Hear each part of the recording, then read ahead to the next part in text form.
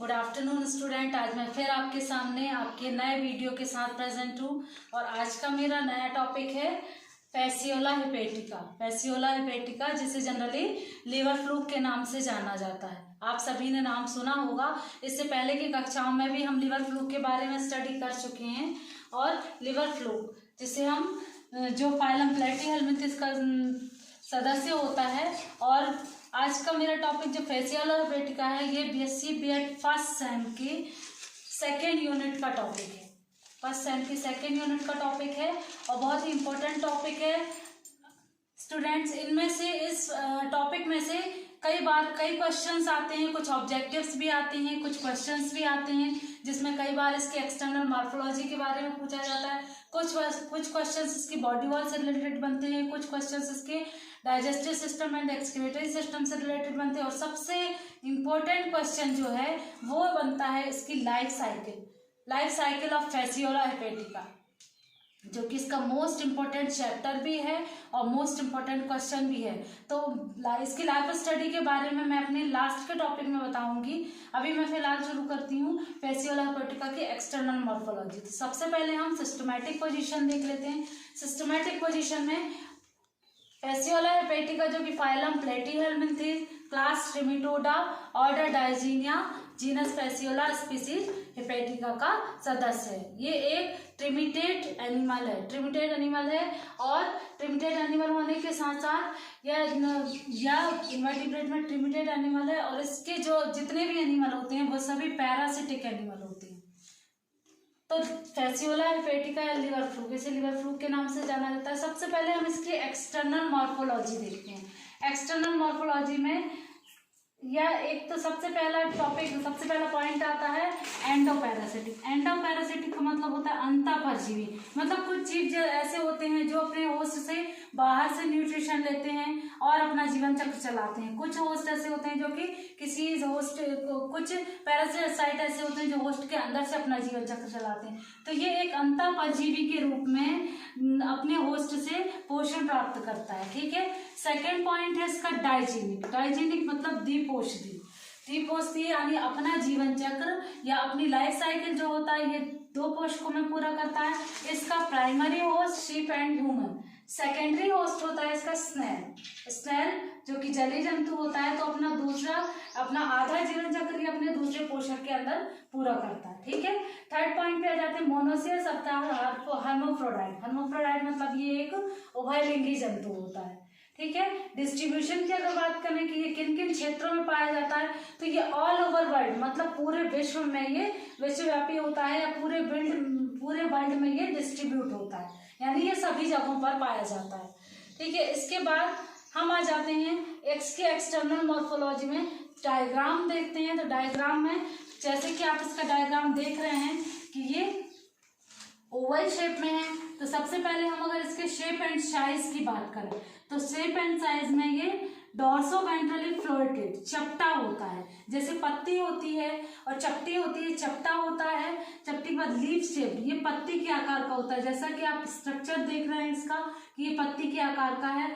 Elongated and Oval body, elongated लंबा होता है और ओवल बॉडी मीन्स ये अंडाकार होता है। तो ये इसकी शारीरिक रचना देखने पर यह चपटा होता है, पत्ती के आकार का, अंडाकार होता है ना। और इसकी लंबाई 24 to 30 mm, 24 to 30 mm इसकी लंबाई होती है। एंड ब्रीथ शेप देखें तो 4 to 12 इसका ब्रीथ शेप होता है। अब इसकी बॉडी पे आ जाते हैं। बॉडी स्ट्रक्चर जैसा कि आप देख रहे हैं, बॉडी स्ट्रक्चर में सॉफ्ट मस्कुलर, इसका पूरी बॉडी सॉफ्ट और मस्कुलर होती है।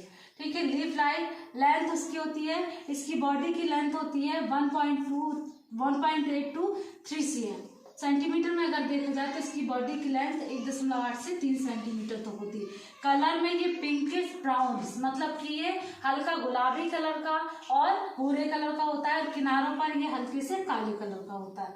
सकस डाइसकस होता है, डाइसकस ट्रिमेटेड यानी ये 2 सकस के रूप में इसमें पाया जाता है। हम बॉडी स्ट्रक्चर अगर इसका बताएंगे तो बॉडी स्ट्रक्चर में देखिए सबसे शुरुआत में इसके बना रहता है अर्धचंद्राकार मुख, माउथ होता है। माउथ के नीचे की तरफ एक ओरल सकस होता है माउथ के जस्ट नीचे ओरल सकर होता है। उसके बाद इसकी बॉडी स्ट्रक्चर में उसके नीचे की तरफ एक और पोर पाया जाता है, गोनोपोर। उसके नीचे एसिटाबुलम। तो सकर और एसिटाबुलम ये दो सकर्स होते हैं, मतलब मैंने पहले भी बताया कि डाई सकर्स होता है, तो दो सकर्स पाए जाते हैं, बट दोनों का कार्य अलग अलग होता है। ओरल सकर जो होता है जो बॉडी से, जो होस्ट की बॉडी से ब्लड सक करने का काम करता है, लेकिन जो एसिटाबुलम होता है जो सेकेंडरी सकर्स होता है वो केवल वो बॉडी के होस्ट की बॉडी से ब्लड सक नहीं करता, वो केवल होस्ट की बॉडी से इस पैरासाइट को चिपकाने का या फिर उसे अटैच करने का काम करता है। तो इसके दो सकर्स जो होते हैं दोनों का अलग अलग काम होता है। माउथ के नीचे के सकर का काम होता है लिवर या होस्ट की बॉडी से ब्लड सक करना या फिर ब्लड के अलावा लिम्फ सक करना, और एसिटाबुलम का कार्य होता है बॉडी को चिपका के रखना। अब इसके अगले पॉइंट पे आए तो पोर्स। पोर्स मतलब इसमें छिद्र कितने पाए जाते हैं, तो इसमें 3 छिद्र पाए जाते हैं, oral pores, mouth oral pores और गोनोपोर्स, जिसे जनन छिद्र भी कहा जाता है। और इसके अलावा एक्सक्रीटरी पोर, मतलब इसमें जितना भी उत्सर्जी पदार्थ बनता है उस उत्सर्जी पदार्थ को इस एक्सक्रीटरी पोर के द्वारा शरीर से बाहर कर दिया जाता है। तो ये आपके फैसियोला हेपेटिका का एक्सटर्नल स्ट्रक्चर है, एक्सटर्नल मॉर्फोलॉजी है। अब हम इसकी इंटरनल मॉर्फोलॉजी अर्थात इसकी आंतरिक संरचना देखते हैं। तो आंतरिक संरचना में सबसे पहले हम आते हैं इसकी देह भित्ति या बॉडी वॉल पे, कि बॉडी वॉल कैसी होती है और बॉडी वॉल किस स्ट्रक्चर से मिलकर बनी होती है, और हम बॉडी वॉल में देखते हैं इसकी एक्सटर्नल मॉर्फोलॉजी के बाद अब हम इंटरनल मॉर्फोलॉजी देखते हैं। तो इंटरनल मॉर्फोलॉजी में हम सबसे पहले आते हैं बॉडी वॉल की तरफ। बॉडी वॉल जो होती है, बॉडी वॉल का स्ट्रक्चर जो आपको दिखाई दे रहा है, बॉडी वॉल के स्ट्रक्चर में सबसे पहले आते हैं आउटर लेयर पे। आउटर लेयर जिसे क्यूटिकल लेयर भी कहते हैं, ये क्यूटिकल लेयर जो सामान्यतः स्क्लेरोप्रोटीन की बनी होती है, और स्क्लेरोप्रोटीन के ऊपर की ओर स्पिन्यूल्स या कांटेनुमा या कंटिकानुमा रचनाएं लगी रहती हैं। आफ्टर क्यूटिकल जस्ट उसके नीचे बेसमेंट मेम्ब्रेन पाई जाती है। बेसमेंट मेम्ब्रेन के नीचे सब क्यूटिकुलर मसल लेयर्स पाई जाती है। यहाँ से यहाँ तक का जो स्ट्रक्चर दिख रहा है सब क्यूटिकुलर मसल लेयर, जो कि क्रमशः 3 layers, longitudinal muscle layers, circular muscle layers, longitudinal muscle layer और ऑब्लिक या डायगोनल मसल लेयर से मिलकर बनी होती है। इसके जस्ट नीचे पेरेन्काइम या मीजेनकाइम का स्ट्रक्चर होता है। पेरेन्काइम कोशिकाएं होती हैं और इनके बीच में, पेरेन्काइम या मीजेनकाइम कोशिकाओं के बीच में बहुत सारे इंटरसेलुलर स्पेसेस पाए जाते हैं।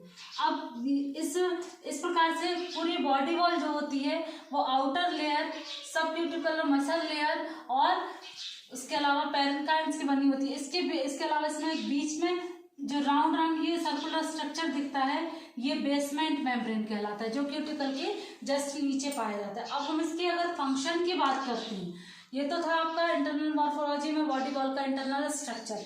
अब इसके फंक्शन देखें तो सबसे पहले आते हैं हम क्यूटिकल की तरफ।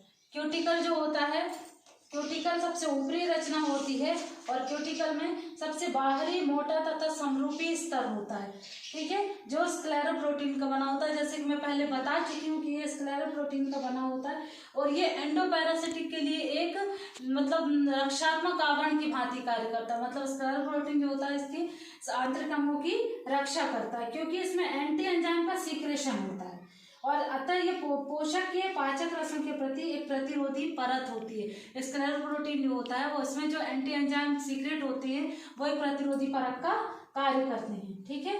कुछ वैज्ञानिक ये मानते हैं कि क्यूटिकल के सीक्रेशन से कुछ विशेष सीजन टाइम सेल्स के द्वारा इनका सीक्रेशन होता है। ये कोशिकाएं पेशी स्तर के नीचे स्थित होती हैं तथा इनके क्यूटिकल के लंबे प्रवर्ध प्रोसेस जो पाए जाते हैं वो क्यूटिकल के नीचे तक फैले रहते हैं और इसके ऊपर असंख्य सूक्ष्म पीछे मुड़े हुए कांटे पाए जाते हैं। ये कंट की जो रचना दिख रही है स्पिन्यूल्स, जिन्हें स्पिन्यूल्स कहा जाता है। मुड़े हुए कांटे या कंटिकाएं पाई जाती हैं। ये शरीर को पोषक की पित्त नलिका से चिपकाए रखने का कार्य करते हैं। इनका कार्य क्या रहता है स्पिन्यूल्स का, ये शरीर को होस्ट जो होते हैं होस्ट की बाइल डक्ट से चिपकाए रखने का और शरीर को सुरक्षा प्रदान करने का कार्य करते हैं।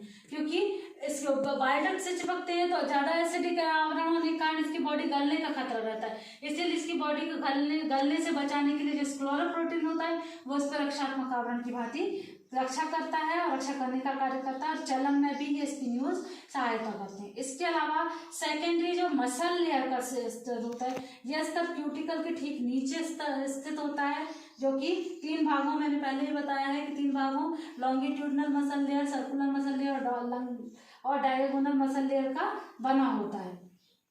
क्यूटिकल और पेशी स्तर जो होते हैं, पेशी स्तर और क्यूटिकल के बीच एक कनेक्टिव टिश्यू की बनी पतली आधार झिल्ली, ये बेसमेंट मेम्ब्रेन पाई जाती है, जो कि क्यूटिकल और मसल लेयर के बीच में पाई जाती है। ठीक है, इसे बेसमेंट मेम्ब्रेन कहा जाता है। अब आ जाते हैं मीसेनकाइम की तरफ। मीसेनकाइम जो कि इंटरनल नीचे का भाग होता है, विभिन्न इंटरनल पार्ट्स जो होते हैं उनके बीच खाली स्थान एक विशेष प्रकार के पैकिंग टिश्यू से भरा होता है।